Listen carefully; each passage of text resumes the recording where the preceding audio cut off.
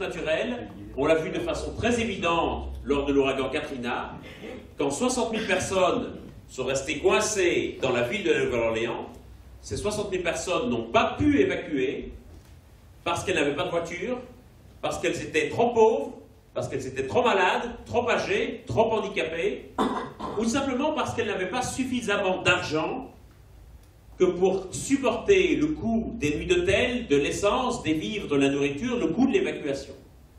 Ces 60 000 personnes, on l'a très bien vu dans les médias, étaient quasiment toutes noires, quasiment toutes pauvres, ce qui à Nouvelle-Orléans veut souvent dire la même chose. C'était les populations les plus vulnérables de Nouvelle-Orléans.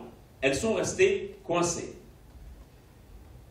Ce qui veut dire qu'un enjeu politique essentiel face au changement climatique, cela va être non pas d'éviter à tout prix l'émigration liée au climat, mais cela va être bien souvent de les encourager, de les faciliter, de permettre aux plus vulnérables d'échapper aux impacts du changement climatique, de se mettre en sécurité de manière à ce que leur vie, leurs biens et leur santé ne soient pas mis en danger par les dégradations de l'environnement.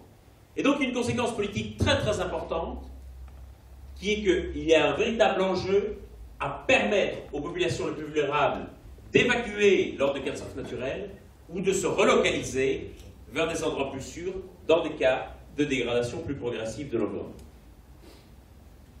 Autre élément très important, c'est que, quoi qu'il y ait aujourd'hui des millions de personnes déplacées par les impacts du changement climatique, le nombre de personnes qui migrent vers les zones à risque est encore plus important. Si on prend les zones côtières et deltaïques d'Asie du Sud et d'Asie Sud-Est, ce sont des zones dont la population ne cesse d'augmenter à un rythme effréné, ce qui veut dire que chaque année, il y a de plus en plus de gens qui habitent dans des zones très exposées aux impacts du changement climatique.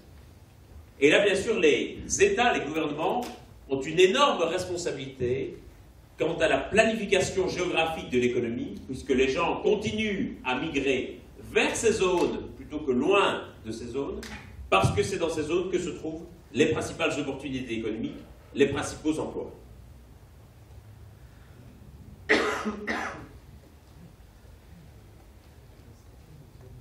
Il y a quelques années, je parle de quelques années, disons, à l'année 2010-2011, il y a eu une sorte de révolution copernicienne qui s'est produite à la fois dans le monde de la recherche et dans le monde des politiques publiques,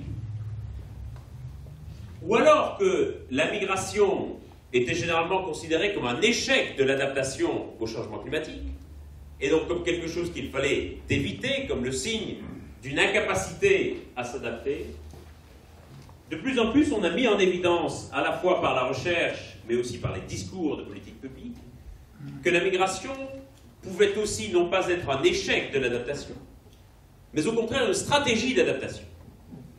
Et que la migration pouvait avoir des impacts très positifs pour l'adaptation.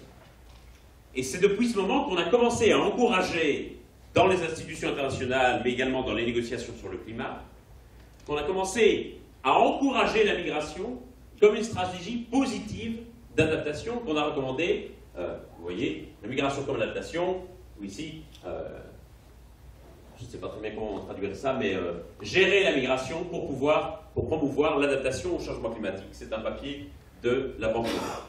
Et donc il y a véritablement eu un changement de perspective assez radical qui fait que la migration est aujourd'hui considérée à la fois comme un échec de l'adaptation dans certains cas, mais également comme une stratégie d'adaptation qui peut favoriser l'adaptation dans d'autres cas.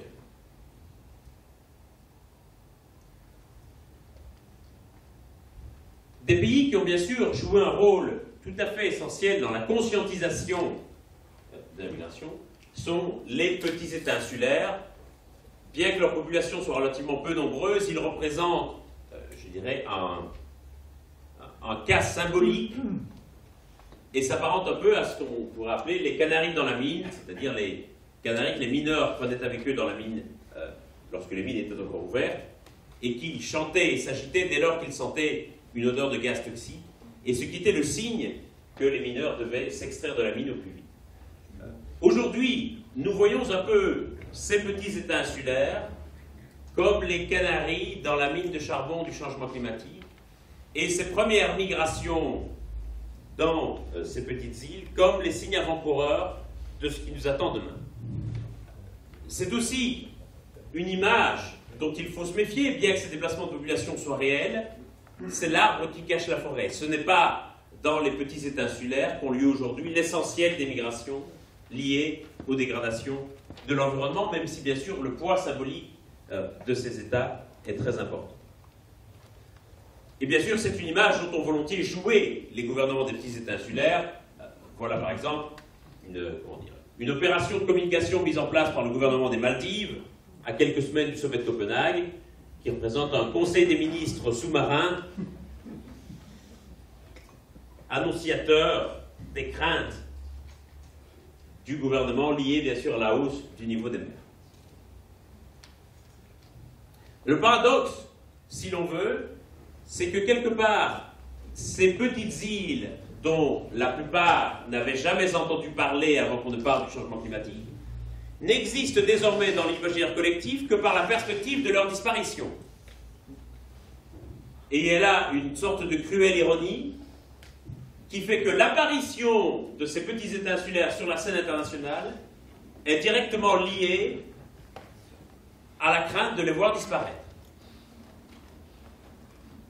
Et sans doute le plus beau symbole de tout cela, c'était lors du sommet de Copenhague, où les organisateurs danois avaient installé un globe géant au milieu du centre de négociation, globe géant sur lequel ils avaient déjà oublié de faire figurer ces petits États insulaires, comme s'ils avaient déjà disparu.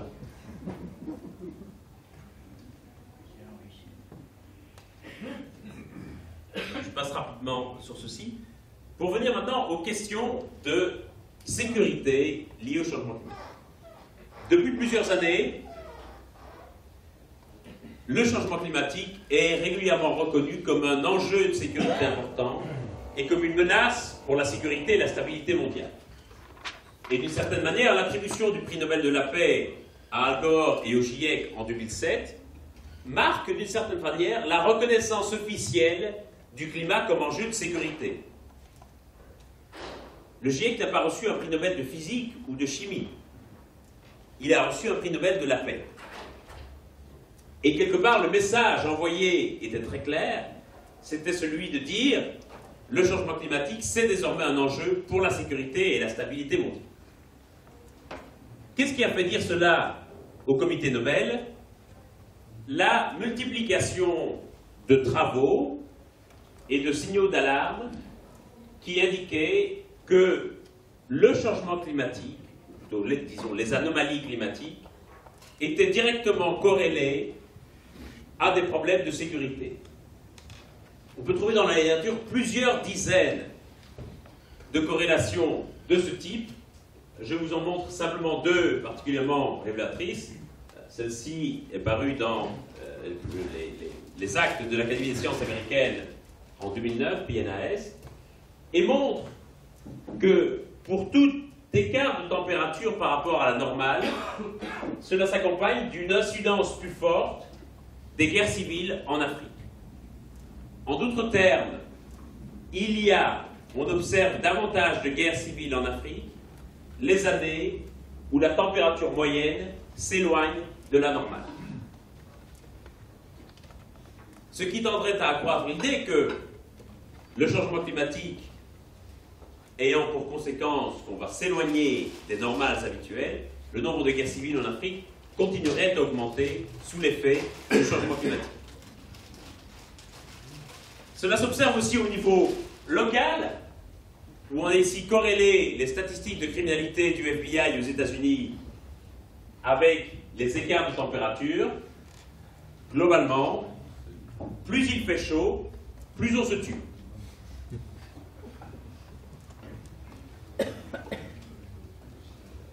Ce sont évidemment des corrélations qui nous interrogent et qui interrogent les sciences sociales quant à leur modèle explicatif, mais qui signalent l'irruption du changement climatique dans le domaine des études sur la sécurité, sur la stabilité et sur la criminalité. Autre exemple, voici la liste des 47 opérations de maintien de la paix réalisées par l'ONU jusqu'ici, la liste des 47 pays dans lesquels les casques bleus sont intervenus jusqu'ici, on constate que dans 46 cas sur 47, ces pays avaient connu une crise environnementale majeure en même temps qu'une opération de maintien de la paix. Que donc il y avait aussi une corrélation entre l'opération de maintien de la paix, donc une crise liée à une guerre, et une crise environnementale majeure. Le seul pays dans lequel ça ne se soit pas produit, c'est le Kosovo.